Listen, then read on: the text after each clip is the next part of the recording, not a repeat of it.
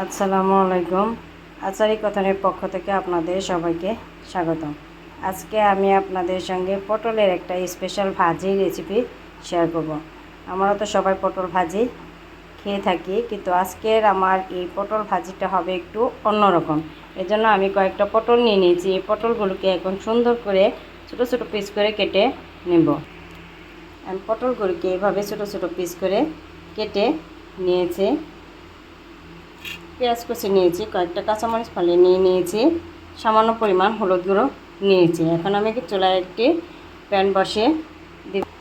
চুলায় একটা প্যান বসিয়ে দিয়ে গ্যাসের চুলাটা অন করে দিলাম।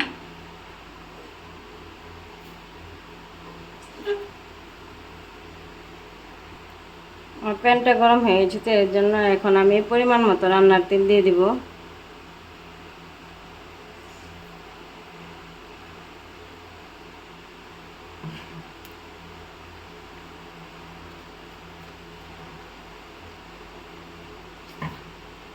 আমার তেলটা গরম হয়ে এসেছে, এখন আমি এখানে পেঁয়াজ কুচিগুলি দিয়ে দেবো।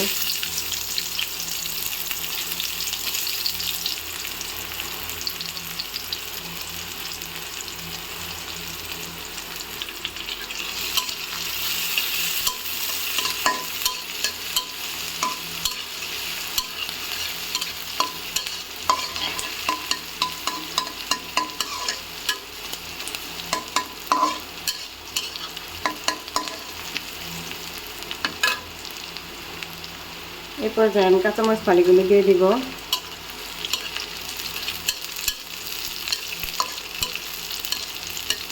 পেঁয়াজ এবং কাঁচামরিচকে একটু লাল লাল করে ভেজে নিব।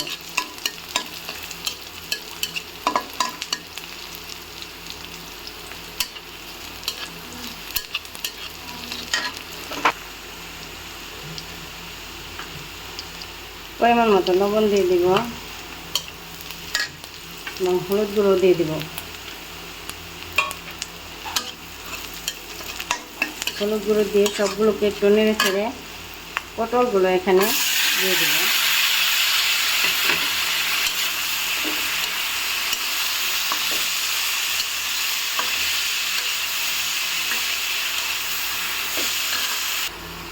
গ্যাসের চুলাটা একটু লো আঁচ করে দিয়ে একটা ঢাকনা দিয়ে ঢেকে এটাকে কিছুক্ষণের জন্য ভেজে নেব।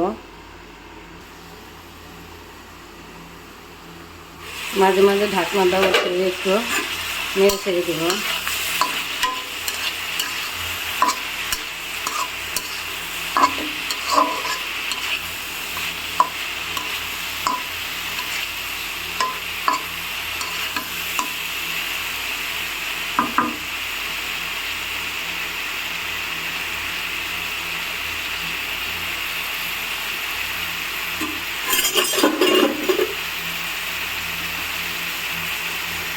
আবার ঢাকনা দিয়ে একটু ঢেকে দেব।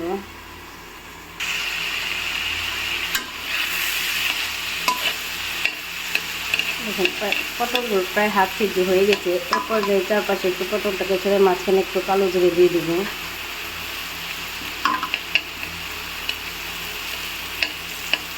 কালো জিরেটা একটু তেলে ভেজে নেব। এখন সবগুলো পটল দিয়ে মিশিয়ে দিব।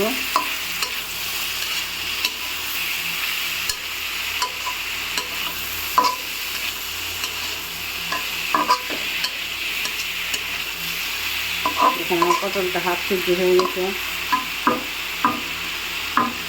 এটাকে ঢাকনা দিয়ে ঢেকে আরেকটু সিদ্ধ করে নেব।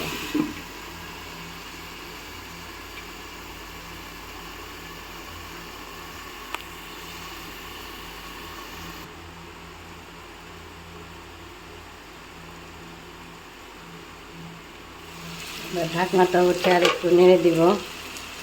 দেখেন আমার পটল ভাজিটা প্রায় হয়ে এসেছে। তা দেখতে অনেক সুন্দর লাগছে।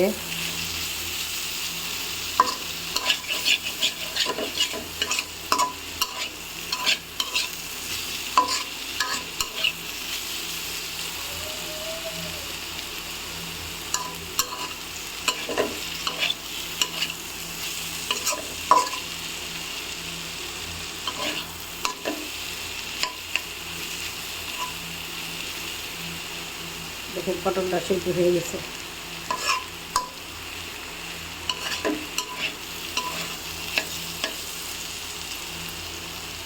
এটাকে একটু লাল লাল করে ভেজে নেব,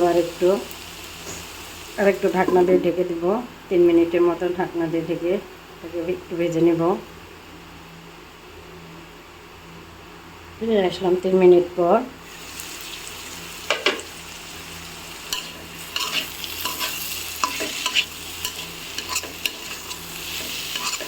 দেখেন আমার ভাজিটা হয়ে গেছে।